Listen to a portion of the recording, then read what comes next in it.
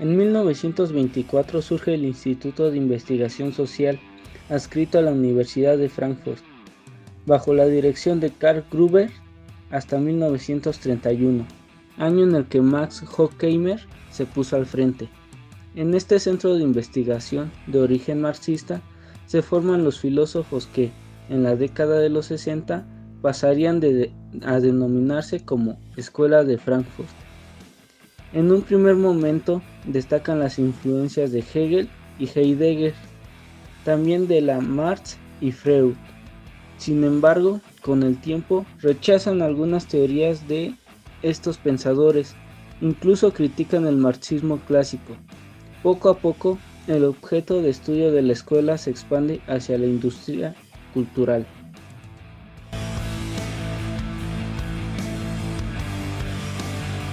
Con el ascenso de Hitler al poder, los miembros del instituto tienen que marcharse de Alemania. La mayor parte de ellos migran a Estados Unidos. Es en el año 1934 cuando se crea un centro de investigación asociado a la Universidad de Columbia, desde donde siguen sus investigaciones. No fue hasta la década de los 50 que la escuela pudo regresar a Alemania, donde estaba la sede original.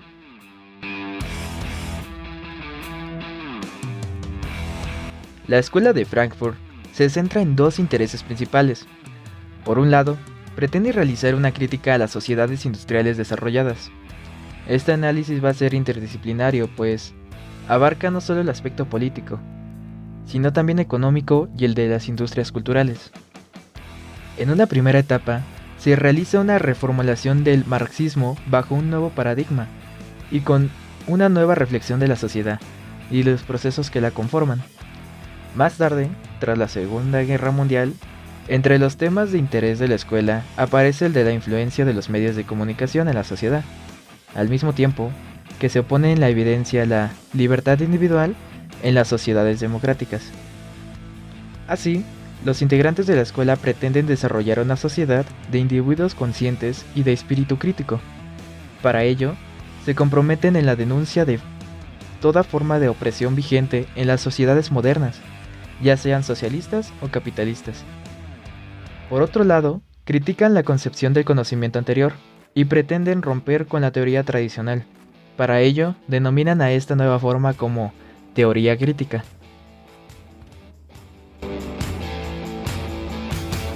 Bueno, ¿y qué es la teoría crítica?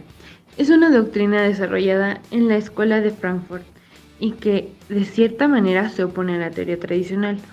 Uno de los tantos escritos que hablan sobre las diferencias entre ambas teorías, hay un ensayo publicado por el autor Horkheimer titulado Teoría Tradicional y Teoría Crítica, escrito en 1937, y en dicho ensayo él se cuestionaba la pretensión de neutralidad de la teoría tradicional, ya que la teoría tradicional hace una descripción abstracta de la sociedad, mientras que la teoría crítica busca hacer un análisis de esta.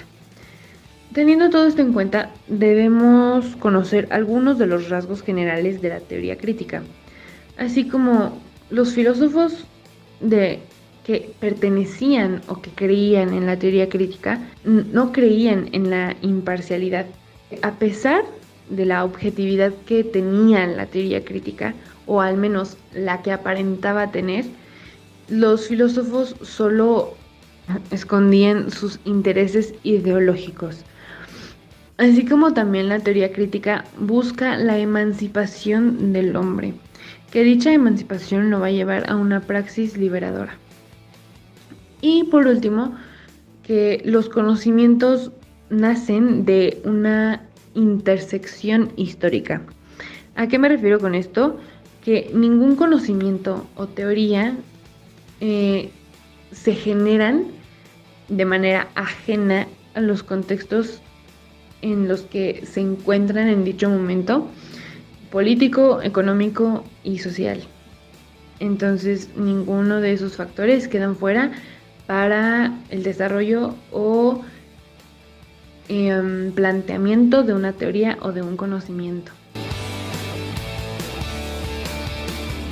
La escuela de Frankfurt suele clasificarse en 2 e incluso hasta en 3 generaciones. Estos son algunos de los investigadores más representativos de la primera y segunda generación. En la primera generación tenemos a Max Horkheimer, el cual fue un filósofo y sociólogo alemán, uno de los nombres más representativos de la escuela de Frankfurt. Horkheimer tuvo que abandonar Alemania con la llegada del nazismo. Su trabajo estuvo vinculado al estudio de la razón instrumental, la cultura de masas y la sociedad del consumo. Entre sus obras más relevantes se encuentran Crítica de la razón instrumental en el año de 1947, Sociedad, razón y libertad de 1954 al 1966, Dialéctica de ilustración en 1944 y concluimos con la teoría tradicional y teoría crítica 1937. Theodor Adorno fue junto con Horkheimer uno de los mayores exponentes de la escuela de Frankfurt y la teoría crítica. Con la irrupción de los totalitarismos en Europa, Adorno también tuvo que exiliarse a Estados Unidos. Una de las grandes preocupaciones de Adorno fue la expansión de los medios de comunicación y cómo estos influyeron en la sociedad. Entre las obras más destacadas se encuentran Dialéctica de la Ilustración en 1944, Dialéctica Negativa y Teoría Estética en 1966. Herbert Marcuse. Herbert Marcuse fue un filósofo de la familia judía que ingresó en el Instituto para la Investigación Social.